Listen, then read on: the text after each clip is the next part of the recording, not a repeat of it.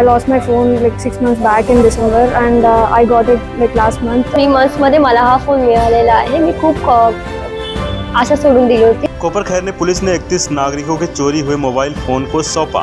कोपर खैरने police station क्षेत्र में चोरी हुए मोबाइल फ़ोन में से 31 मोबाइल फ़ोन बरामद कर उनके मूल मालिकों को पुलिस ने लौटा दिए हैं। कोपर खैरने पुलिस ने इनमें से एक मोबाइल विदेशी राज्य में वापस लाने में सफलता हासिल की है।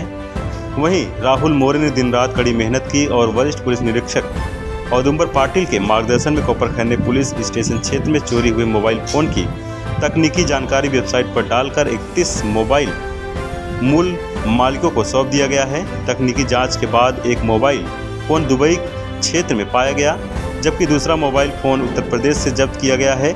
असली मालिक ने अपना मोबाइल वापस पाकर खुशी जताई है और कोपर खैरने पुलिस को धन्यवाद दिया है।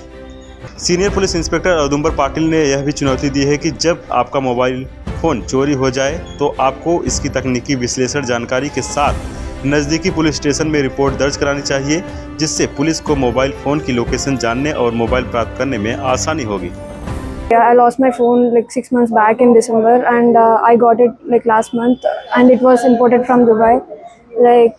And there is a website CEIR which I did not have that much hope, but I finally got traced and because of that EMI number and all, and police have helped me a lot to get it back, and thank you so much for your cooperation. Thanks a lot for getting it back. Especially thanks to Patil sir from Koper Khairanne police station. They helped me a lot. Thank you so much. या इन्सिडेंटमुळे माझा phone चोरीला गेलेला. मी complaint नोंद केली होती कोपर खैरने police स्टेशनमध्ये मार्चमध्ये. So within 2 to 3 months मध्ये मला हा फोन मिळालेला आहे. मी खूप आशा सोडून दिली होती की फोन मिळेल नवीन सिटीमध्ये. सो मला कोपर खैरने पोलीस स्टेशन सगळ्या ऑफिसर्सने खूप हेल्प केली. So thank you sir. हा माझा फोन मिळालेला आहे मला. Audumbar Patil sir. Thanks a lot sir. Audumbar Patil sir आणि More sir, Rahul More sir. Thank you sir. जय हिंद.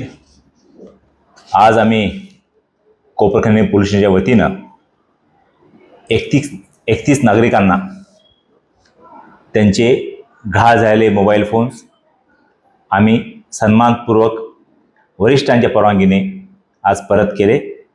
त्याच्यात विशेष बाब अशी आहे, आमचे पोलीस सहकारी राहुल मोरे यांनी सातत्याने तक्रारदारांकडून त्यांच्या मोबाईलची तक्रार ही CEIR ह्या गव्हर्नमेंट ऑफ इंडियाच्या पोर्टलवर त्यांची पूर्ण माहिती भरून त्या अनुषंगाने तक्रार दाखल केल्या.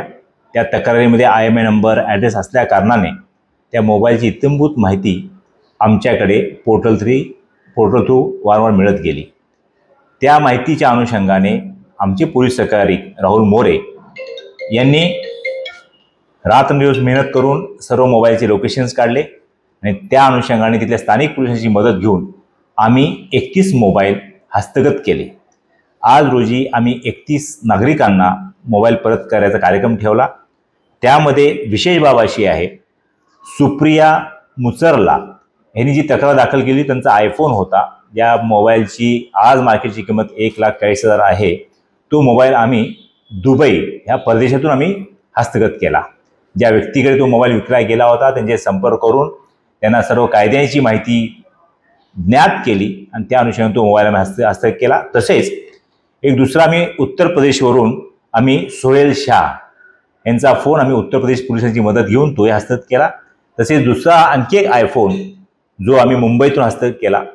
तर सदर मोबाईलच्या अनुषंगाने आम्ही नागरिकांना आवाहन करू इच्छितो की त्यांचे मोबाईल चोरीस गेल्यानंतर त्यांनी ताबडतोब आमच्या पोलिसांना संपर्क साधावा, जेणेकरून CEIR पोर्टलवर त्यांची इत्थंभूत माहिती लिहून घेता येईल आणि जास्तीत जास्त नागरिकांचे मोबाईल हस्तगत करता येतील आणि जे कोण ही चोरी करतात किंवा मोबाईलचा दुरुपयोग करतात त्यांना आपल्या ताब्यात घेता येतील.